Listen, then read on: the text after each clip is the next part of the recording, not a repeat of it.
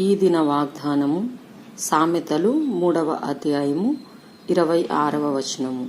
యెహోవా నీకు ఆధారమగును, నీ కాలు చిక్కుబడకుండునట్లు ఆయన నిన్ను కాపాడును. ఈరోజు మనం ఎవరినెవరిని ఆధారం చేసుకొని బ్రతుకుతున్నామో ఒకసారి ఆలోచించుకుందాం.